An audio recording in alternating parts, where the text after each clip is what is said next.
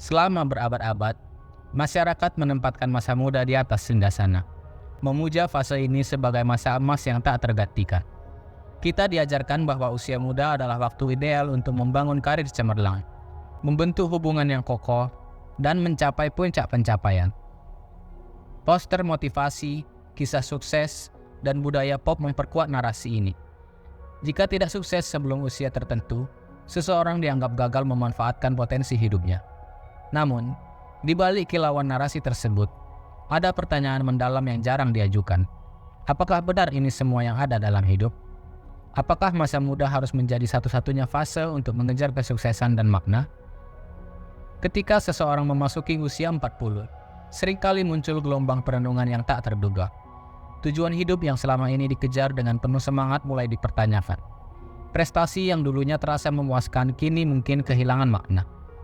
Banyak yang merasa seperti mengejar standar eksternal yang tidak pernah benar-benar mereka pilih sendiri.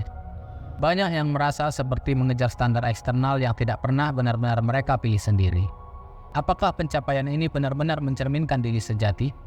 Atau hanya hasil dari mengikuti ekspektasi masyarakat? Narasi tradisional tentang usia muda seringkali menyisihkan kenyataan bahwa manusia adalah makhluk yang terus bertumbuh.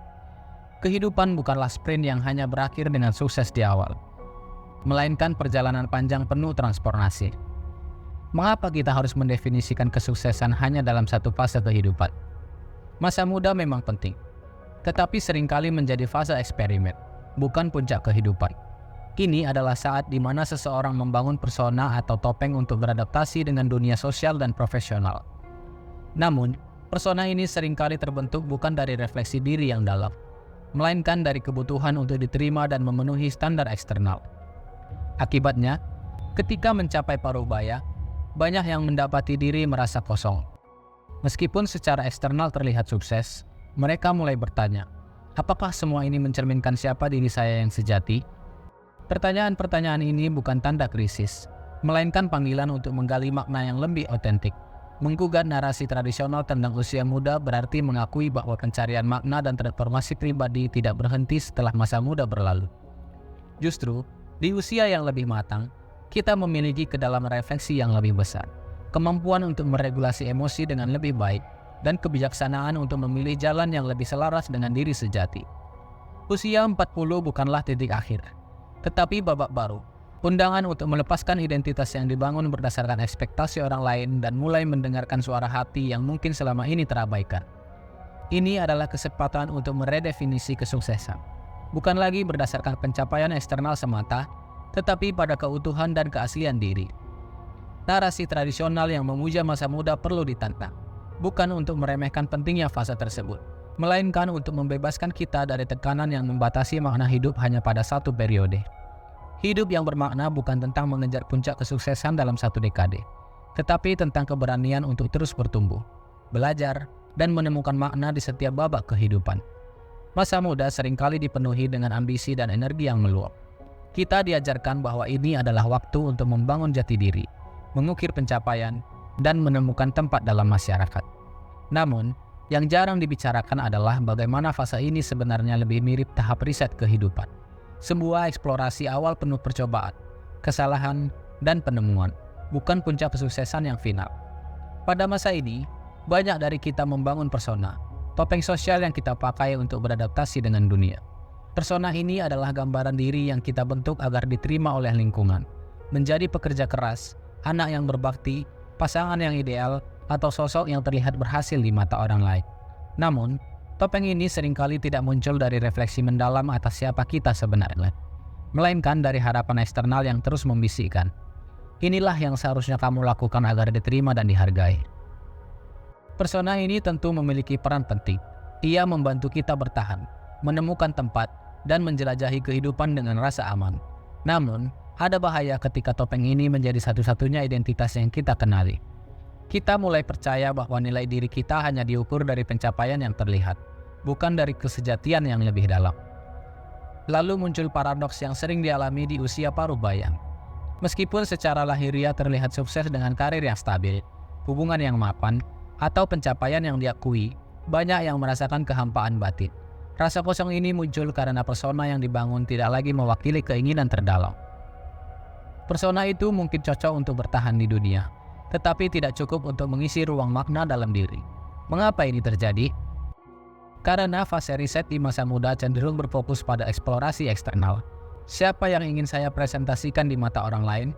Alih-alih eksplorasi internal, siapa saya sebenarnya? Terlepas dari ekspektasi, kita mencoba berbagai peran, membangun pencapaian, dan mengumpulkan pengalaman. Namun lupa bertanya, apakah semua ini selaras dengan nilai dan panggilan jiwa saya? Disinilah kesadaran yang muncul di usia parubaya menjadi krusial.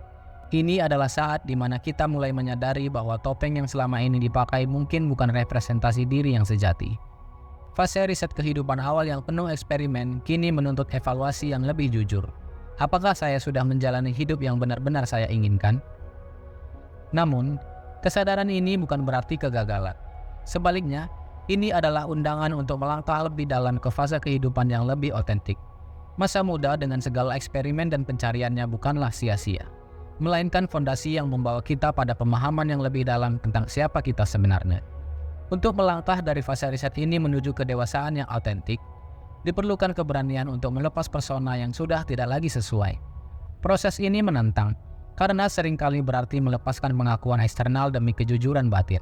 Tetapi, justru dalam ketulusan itulah makna sejati ditemukan. Pada akhirnya, fase riset kehidupan awal mengajarkan kita bahwa kehidupan bukan tentang menemukan satu identitas yang kaku, melainkan tentang perjalanan berkelanjutan untuk memahami, menerima, dan merangkul diri sejati dengan segala kerumitannya. Usia parubaya adalah undangan untuk kembali ke dalam, menanyakan dengan jujur, siapa aku tanpa semua topeng ini? Menginjak usia 40, banyak orang mendapati diri mereka sendiri di persimpangan hidup yang menggetarkan. Setelah bertahun-tahun mengejar pencapaian, membangun karir, dan memenuhi ekspektasi sosial, muncul bisikan halus dari dalam diri.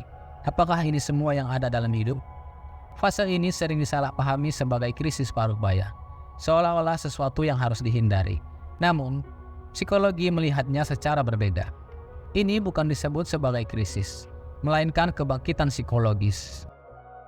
Sebuah momen ketika seseorang mulai mengupas lapisan identitas yang selama ini dibangun untuk menemukan diri yang lebih otentik. Selama dekade pertama kehidupan dewasa, banyak yang terjebak dalam membangun persona, topeng sosial yang diciptakan untuk menyesuaikan diri dengan dunia. Namun, pada usia 40, topeng itu mulai terasa membatasi, seperti pakaian yang dulu cocok tetapi kini terlalu sempit. Ada perasaan bahwa kehidupan yang dijalani, meskipun tampak sukses di permukaan, tidak lagi selaras dengan panggilan batin. Ini adalah titik awal transformasi yang mendalam. Perubahan ini bukan hanya emosional, tetapi juga biologis. Studi neuroscience menunjukkan bahwa di usia parubaya terjadi peningkatan kemampuan refleksi diri dan regulasi emosi. Otak menjadi lebih mampu mengelola ketidakpastian dan melihat kehidupan dengan perspektif yang lebih luas. Namun, transformasi ini tidak terjadi secara otomatis. Ia seringkali dimulai dengan rasa gelisah, sebuah ketidaknyamanan yang sulit dijelaskan. Impian yang dulu membara mungkin terasa pudar. Peran yang dimainkan terasa hampa. Pencapaian yang diraih tidak lagi membawa kepuasan yang sama. Saat inilah banyak yang mulai mempertanyakan, siapakah aku jika semua label ini dilepaskan? Transformasi di usia 40 bukan tentang membuang apa yang sudah dibangun, tetapi tentang mendefinisikan ulang makna kehidupan. Ini adalah momen untuk berhenti dan bertanya dengan jujur. Apakah saya hidup sesuai dengan nilai terdalam saya?